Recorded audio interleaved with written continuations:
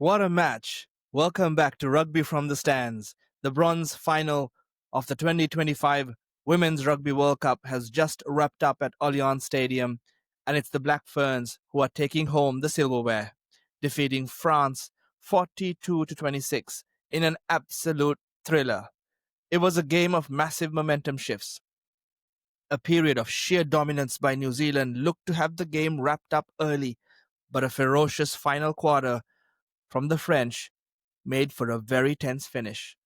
Let's break down the stats, the key moments, and how the Black Ferns secured the bronze. The game started as a real arm wrestle. France actually struck first. In the 10th minute, a fantastic breakout involving Grises and Manager set up scrum half Pauline Bourdon for the opener. Classic French rugby, 7-0. But the response from the Black Ferns was immediate. Just 4 minutes later, off a line out, a brilliant short side switch saw Ruahei Demant slice through at an incredible angle to level the scores at 7-7. And that's how it stayed for the next quarter of an hour. Then the game completely flipped.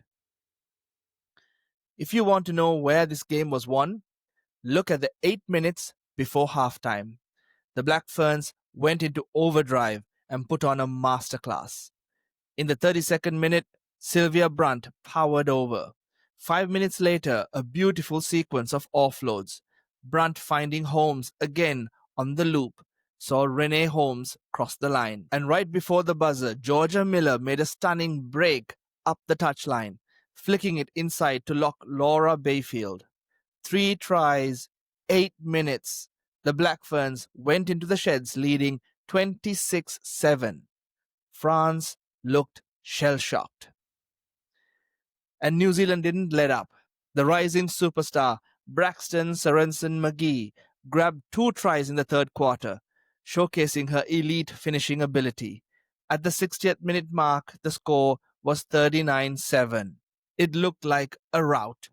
But then, France woke up. They scored 3 rapid tries through Champon, Vernier, and Bullard in a 10-minute spell. Suddenly, it's 39-26 with 8 minutes left.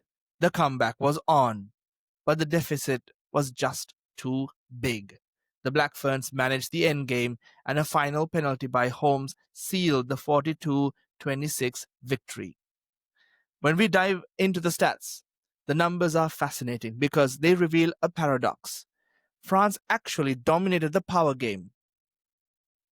Look at the post-contact meters. France made 458 meters to New Zealand's 306. They also had more carries and slightly more line breaks. That shows the French carriers were winning the collisions and breaking tackles. So why did they lose by 16 points? It comes down to one critical area: ball security. France lost the ball 17 times. You cannot win a World Cup knockout match with that many errors.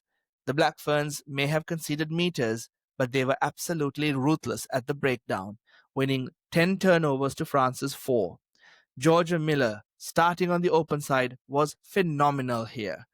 The commentary repeatedly mentioned her forcing turnovers and disrupting the French flow. While France had the power, New Zealand had the precision. They owned 61% of the territory, and their set piece was flawless, 100% success at line-out. They executed under pressure. France didn't. Ultimately, France paid the price for that disastrous period spanning half-time and their inability to secure the ball under pressure. They showed incredible heart in the final quarter, but they left themselves too much to do.